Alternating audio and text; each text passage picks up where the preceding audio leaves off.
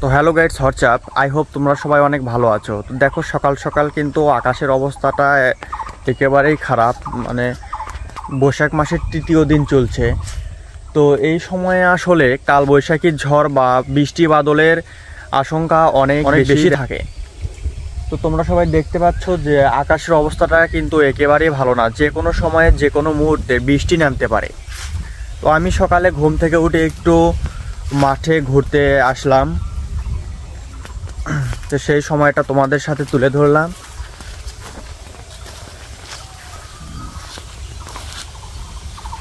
এই যে এটা আমাদের তাল গাছ।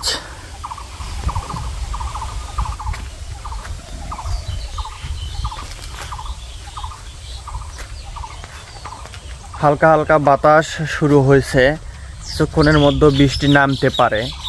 এখনকার আকাশ এই হঠাৎ করে মেঘ করে আসলো, আবার হঠাৎ করে মেঘ কেটে গেল, এরকমও হয়।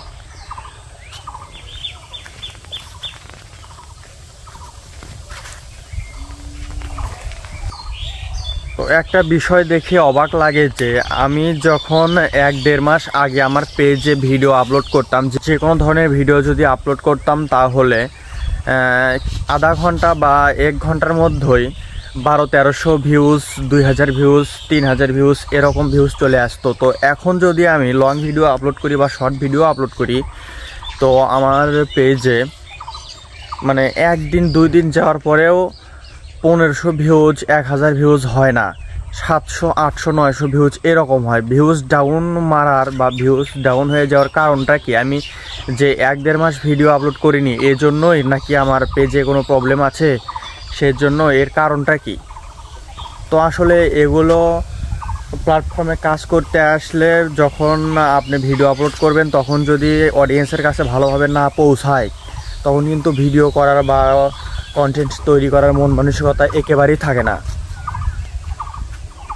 কিন্তু ধৈর্য ধরে যারা কাজ করে, ধৈর্য ধরে যারা কন্টেন্ট তৈরি করে, তারা একদিন নাতে একদিন বা তাদের কন্টেন্টগুলো অডিয়েন্সের কাছে ফেসবুক অ্যালগরিদম নিজে নিজেই পৌঁছে দেয়।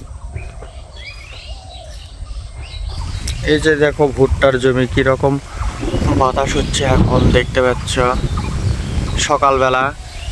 এখন প্রায় 7টা বাজে, কিন্তু আকাশের অবস্থা একেবারেই খারাপ, যার কারণে চারিদিকে অন্ধকার মনে হচ্ছে।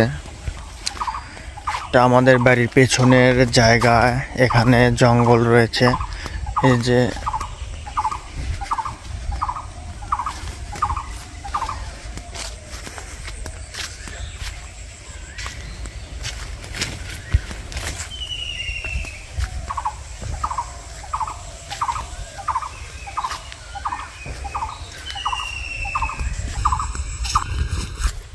তো কিছুক্ষণের মধ্যে বৃষ্টি নেমে যাবে। তো আমি এখন বাড়ির দিকে যাচ্ছি। তোমরা সবাই ভালো থাকবে, সুস্থ থাকবে। ধন্যবাদ।